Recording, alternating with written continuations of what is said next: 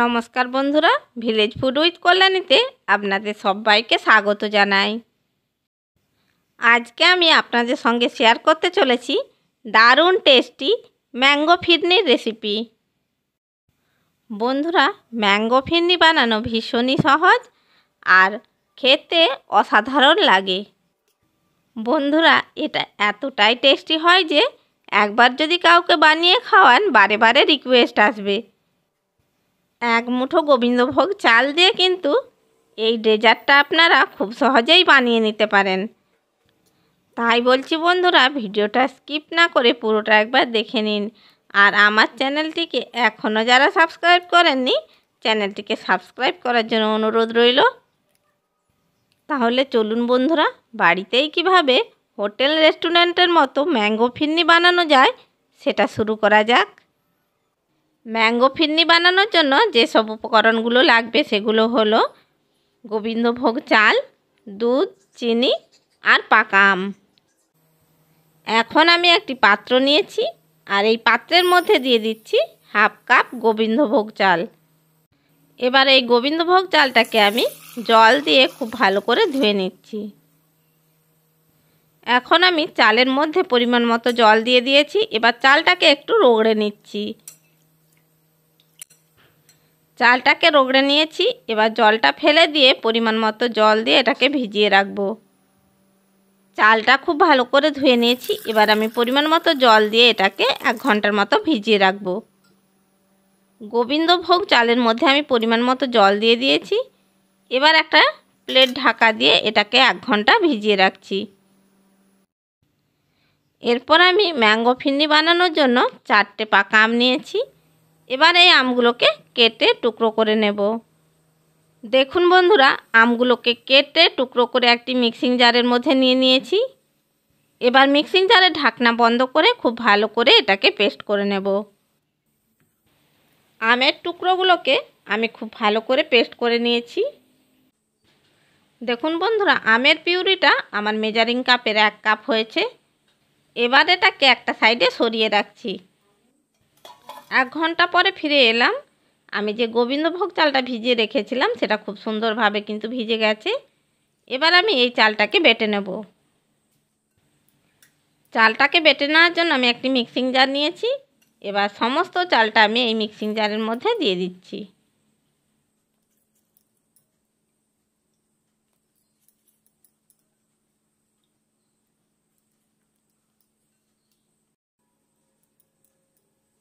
ভিজিয়ে রাখা সমস্ত গোবিন্দভোগ চালটা আমি দিয়ে দিয়েছি।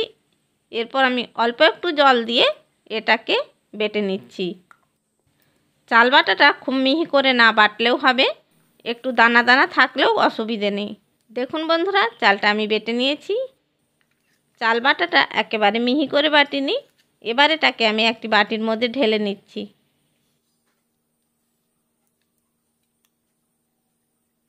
সমস্ত চাল বাটাটাকে আমি বাটির মধ্যে নিয়ে নিয়েছি। এবার এটাকে একটা সাইডে সরিয়ে রাখছি। এরপর আমি যে আমের পিউরিটা তৈরি করে রেখেছিলাম সেটা একটি ফ্রাই প্যানের মধ্যে নিয়ে নিয়েছি। এবার লো ফ্লেমে জাল দিয়ে আমের পিউরির রস কিছুটা শুকনো করে নেব।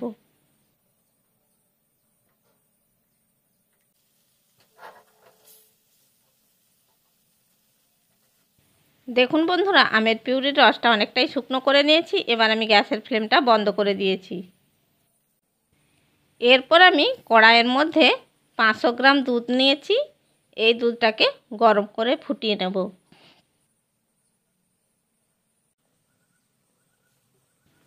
দেখুন বন্ধুরা, জাল দিতে দিতে দুধটা কিন্তু ফুটে উঠেছে। এবার আমি এই দুধের মধ্যে পরিমাণ মতো চিনি অ্যাড করব।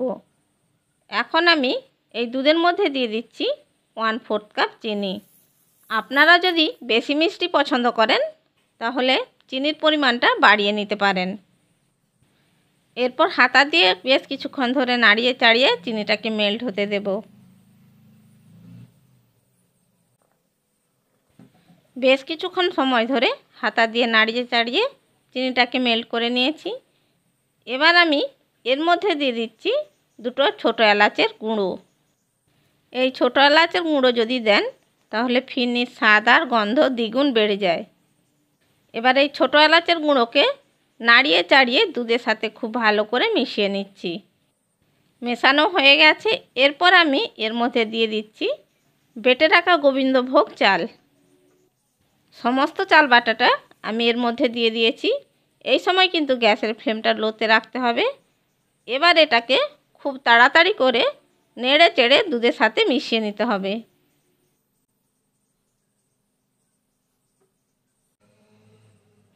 চাল বাটাটা দেওয়ার পর খুব ভালো করে এইভাবে কিন্তু নাড়িয়ে চাড়িয়ে নিতে হবে।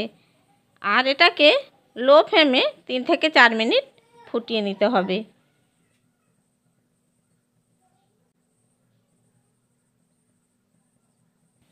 আমি 3 থেকে 4 মিনিট এটাকে ফুটিয়ে নিয়েছি। আরও মিনিট খানেক সময় এটাকে ফুটিয়ে নেব।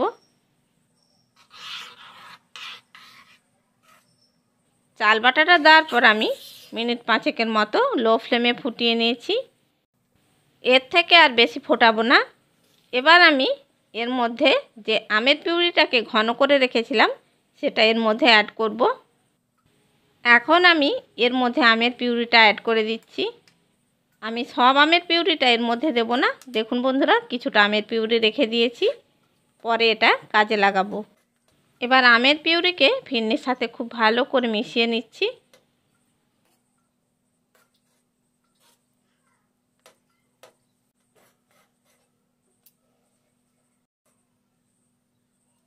দেখুন বন্ধুরা, আমের পিউরিটাকে ফিরনির সাথে খুব ভালো করে মিশিয়ে নিয়েছি। আমাদের ম্যাঙ্গো ফিরনি একেবারে রেডি হয়ে গেছে। এখন আমি গ্যাসের ফ্লেমটা বন্ধ করে দিচ্ছি। এবার আমি এই ফিরনিটাকে বাটির মধ্যে সার্ভ করে নেব। তারপর ফ্রিজের মধ্যে রেখে ঠান্ডা করে পরিবেশন করব। ফিরনি সার্ভ করে নেব বলে আমি এরকম ধরনের কাঁচের বাটি নিয়েছি। আপনারা যে কোনো পাত্র নিতে পারেন। এখন আমি বাটির মধ্যে ফিরনি সার্ভ করে নিচ্ছি।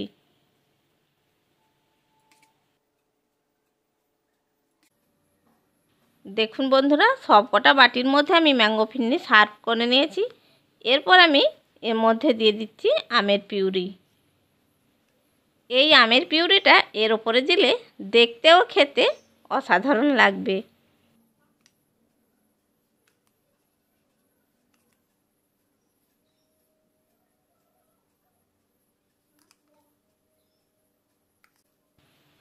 দেখুন বন্ধুরা, সমস্ত বাটির মধ্যে আমি আমের পিউরি দিয়ে দিয়েছি। এবার একটি কাঠির সাহায্যে এইভাবে করে দিচ্ছি।